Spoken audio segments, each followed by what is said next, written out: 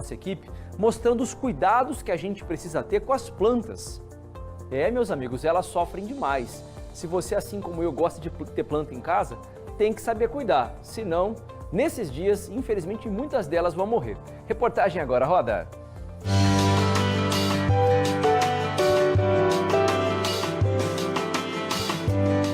A estação é todinha delas.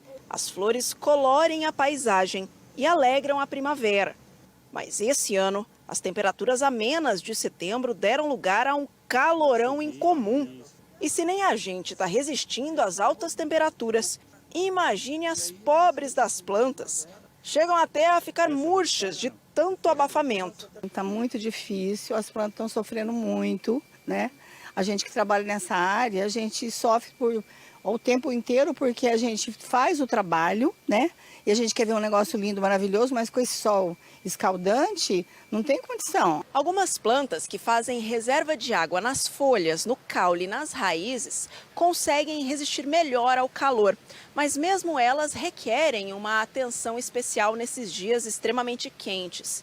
Mas as outras plantas que requerem rega diária, essas são ainda mais sensíveis. Quem gosta de ter plantinhas em casa costuma prestar atenção aos sinais que elas dão quando estão desidratadas. Devido ao calor, à alta temperatura, ela precisa, depende de planta, precisa mais de água, regação, o diário, mas o calor afeta muito, murcha muito. O que é da sombra, o que é do sol, mesmo assim, muita água. Mas com termômetros marcando 40 graus, algumas espécies sofrem mais. A frequência de rega deve ser diferente dependendo da espécie. Porque algumas espécies, se a gente lembrar, elas dão em região desértica. E algumas espécies têm estruturas de reserva, como a orquídea tem pseudobulbo, o cactus, né, ele perdeu as folhas e tem espinho para não transpirar. Então essas plantas precisam de menos água, mesmo nesses dias tão quentes. Já outras espécies, se elas ficarem 1 ou 2 dias sem água, elas acabam murchando e até mesmo morrendo. O professor Ricardo é especialista em plantas, principalmente as ornamentais, que as pessoas costumam ter em casa para embelezar. Ele tem dicas valiosas para manter as plantinhas saudáveis e hidratadas. Primeira, que é tirando as ervas daninhas, as plantas que vão competir por água no mesmo vaso ou no mesmo espaço. A outra técnica bem simples é cortar as folhas que já estão velhas. Seria uma poda de limpeza, porque as plantas transpiram pelas folhas. E se você tirar essas folhas que já estão velhas, ela não vai transpirar tanto e assim evita a perda da água. Uma outra técnica também bastante simples e legal para se fazer é você pegar casca de pinos e colocar tanto nos vasos como nas plantas de jardim, porque ela vai ser um protetor, essa cobertura morta, da radiação solar e vai segurar a umidade.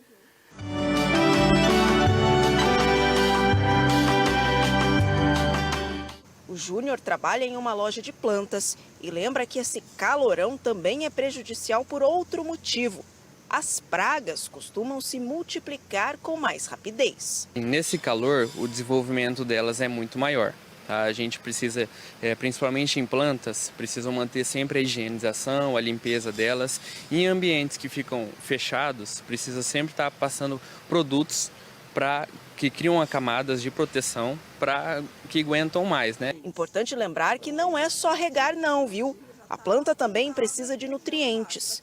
É bom colocar esse adubo de liberação lenta. E água em excesso também faz mal, viu? Nada de deixar a raiz apodrecer. E mesmo sendo desconfortável para alguns, é o calor que faz a planta brotar e crescer bonita. Se você tem uma planta na sua casa, você tem vida, dá um ar de alegria, dependendo do que seja, vai ser perfeito. Eu amo as plantas. E planta sempre traz uma energia super positiva para a sua casa, para o seu jardim, né? E isso é muito legal.